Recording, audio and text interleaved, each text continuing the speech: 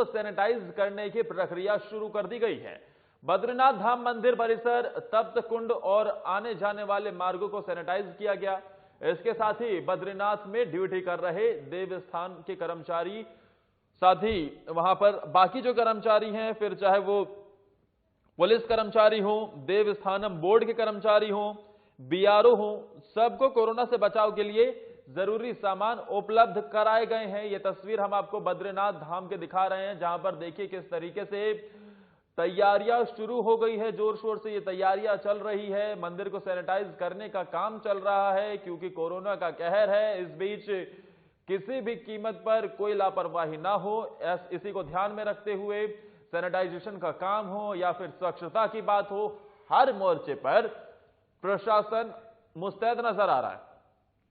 हमारे साथ हमारे ब्यूरो चीफ कमल शर्मा फोन लाइन पर जुड़ गए हैं। कमल जी, फिलहाल क्या जानकारी मिल रही है? मंदिर के कपाट खुलने वाले हैं 15 मई को। हाँ दर, सबसे बड़ी बात है कि 15 मई को जो भगवान बद्री विशाल के कपाट खुलने जा रहे हैं, पर इतिहास में पहली दफा भी हो रहा है कि कहीं कोरोना मान लो या दूसरा कोई कारण मान लो कि पहली बार जो तिथि है वो चेंज हुई है, दिनांक चेंज हुई है। लेकिन 15 मई को जो कपाट खुलने हैं उसको लेकर पूरी तैयारियां यहां पर शुरू हो गई हैं। लगातार वहां पर मंदिर के आसपास आप देख रहे होंगे परिसर से सारा बर्फ लगभग हटा ली गई है, और साथ ही जो वहां की सैनिटाइज है, पूरे मंदिर को, पूरे इलाके को सैनिटाइज करने की प्रक्रिया शुरू कर दी गई है, ताकि ये डेली प्रक्रिया चलेगी, ताकि जब 15 मई को यहाँ श्रद्धालु आए या जब कुछ मंदिर के प्रांगण में आए या जो भी लोग यहाँ पर आए, उनको किसी प्रकार का भी कहीं कोरोना का कोई इफेक्टेड चीज ना मिले, इसको लेकर मंदिर तैयारियों में जुट गया है और जिससे लगातार ये काम शुरू हो गया है। और कमल जी, ये कहना गलत भी नहीं होगा कि पहली बार हम ये सैनिटाइजेशन भी देख रहे होंगे मंदिर परिसर में। बिल्कुल सही बात आदेश, बिल्कुल ये, क्योंकि आज तक कभी ऐसा मौका ही नहीं मिला कि किसी को सैनिटाइज किया जाए। हाँ, ये है कि बर्फ बहुत रहती है और सफाई व्यवस्था को लेकर लगा होता है, लेकिन पहली दफा भगवान के दरबार में भी, भगवान की यहाँ भी सैनिटाइज किया जा रहा है कि कोई आदमी आए, उसको एक जो महामारी चल रही है उसका कहीं इफेक्टेड ना हो। ये भी एक बहुत बड़ी बात है कि भगवान के परिसर को भी, भगवान के मंदिर को भी सैनिटाइज किया जा रहा है। ये भी एक बहुत बड़ी विडंबना है इस बार महामारी कोरोना को लेकर। आगे कमल जी, हमें क्या कुछ देखने को मिल सकता है? क्या विधि विधान होगा और कैसे पूजा की पूरी प्रक्रिया, यानी आगे आने वाले दिनों में हमें और क्या कुछ बद्रीनाथ धाम में होता हुआ दिखाई देगा? आदि सबसे बड़ी बात तो यह है कि सुखद बहुत बड़ी बात है कि यहाँ पर जो उत्तराखंड है, चाहे देवभूमि है, बहुत बड़ी मां गंगा, जमुना, सरस्वती सभी यहीं उत्तराखंड से निकलती हैं यहाँ पर और पूरे भारत होते हुए वहां सागर में जाती हैं। सबसे बड़ी बात यह है कि कोरोना को लेकर यहाँ अभी तक काफी स्थिति सुखद बताई जा रही है। कल मैंने आपको बताया था, खुद यहाँ 40 पेशेंट थे, 23 डिस्चार्ज हो चुके हैं, 23 बचे, उनमें भी कई लोग ठीक होने वाले हैं। अभी सूत्रों से एक बहुत बड़ी जानकारी मिली है कि यहाँ जो 9 माह के बच्चे को जो कोरोना पॉजिटिव हो गया था, कोरोना हो गया था, आज लगभग 17 को एडमिट हुआ था, 24 तारीख है, बताया जा रहा है कि उसकी 2 रिपोर्टें भी नेगेटिव हो गई हैं। तो लगता है कि बच्चा भी स्वस्थ होने को कहीं 1 या 2 दिन में वो डिस्चार्ज भी होता है। इसको लेकर एक बहुत बड़ी बात यह है कि भगवान बद्री विशाल कहें या भगवानों का बद्री विशाल खुलने वाला है, केदारनाथ बाबा के दरबार खुलने वाले हैं, तो कहीं ना कहीं ये बहुत सुखद स्थिति है उत्तराखंड के लिए। सबसे बड़ी बात है, तैयारियां जोरों पे शुरू कर दी गई हैं भगवान के लिए। सब 3 मई को लॉकडाउन खुलना है यहाँ पर। जो प्रधानमंत्री मोदी ने 3 तारीख का लॉकडाउन किया था, उस 3 तारीख से पहले वो सारी वीडियो कॉन्फ्रेंसिंग करेंगे सब मुख्यमंत्री। उसके बाद 3 तारीख के बाद क्या स्थिति होती है अन्य राज्यों में या क्या होती है, इसको लेकर एक बहुत बड़ी बात है कि कितना आगे लॉकडाउन चलता है, क्या स्थिति होती है, उसके बाद ही पता चल पाएगा कि यहाँ 15 तारीख को जब ये भगवान के कपाट खुलेंगे, यहाँ सिर्फ पुजारी वगैरह ही जो होंगे, संत लोग ही होंगे या आम जनमानस भी यहाँ भगवान के दर्शन करने आ सकता है, ये तभी पता चल पाएगा।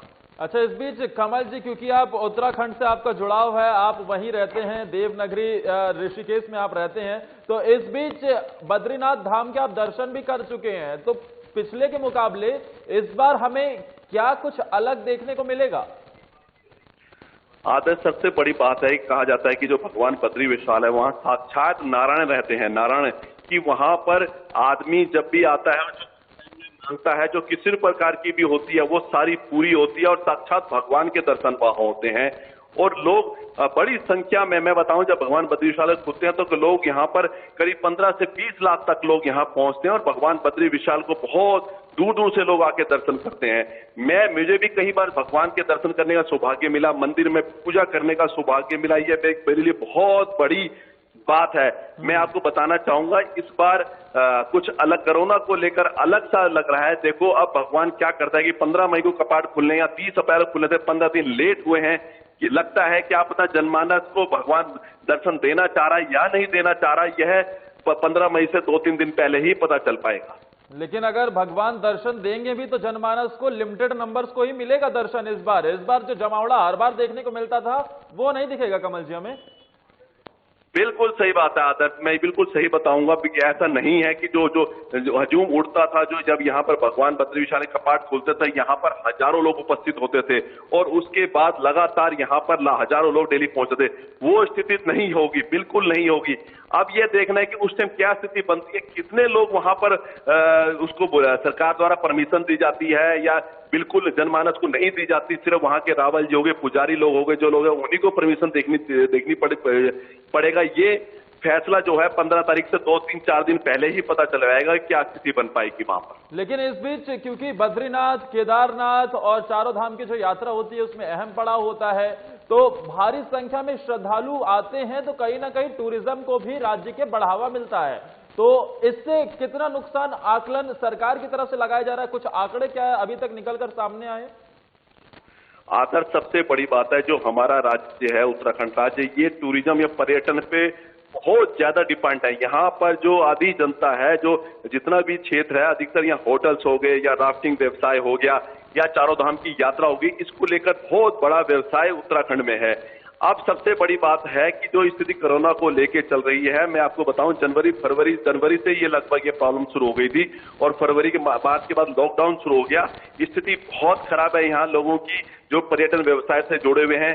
बाकी अब ये देखना है कि अगर ये कोरोना कब खत्म होता है और कब आता है।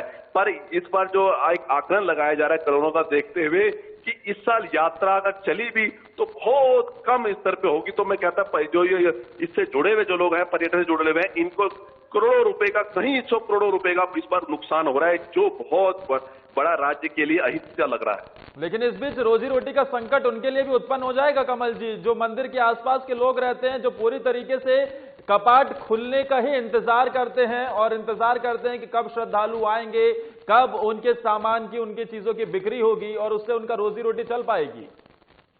आदर्श बिल्कुल सही बात है। जो भगवान बद्री विशाल के जो कपाट की जो यात्रा शुरू होती है लगभग 6 महीने के लिए शुरू होती है और मैं बताना चाहूंगा जो वहाँ के दुकानदार हैं, जो व्यवसायी हैं, वो 6 महीने यहाँ पर जब यात्रा शुरू तो आ जाते हैं और 6 महीने बाद जब भगवान के कपाट बंद है तो वापिस चले जाते हैं। पूरा साल वो इन्हीं 6 महीने पे उनका चलता है। इस बार उन लोगों के लिए भी रोजी रोटी का बहुत सवाल हो गया। होटल्स वाले हो गए, टैक्सी चालक हो गए, वहां के व्यापारी हो गए, वहां का पंडे व्यवसायी हो गए, बहुत लोग इससे अफेक्टेड माने जा रहे हैं। पर ये देखना है भगवान अभी कितनी और परीक्षा लेता है कोरोना को लेकर। बिल्कुल कमल जी, जाहिर तौर पर परीक्षा बड़ी है और इसे चुनौती स्वीकार कर सफल हमें होना है। तमाम जानकारी देने के लिए आपका बहुत बहुत शुक्रिया। क्या है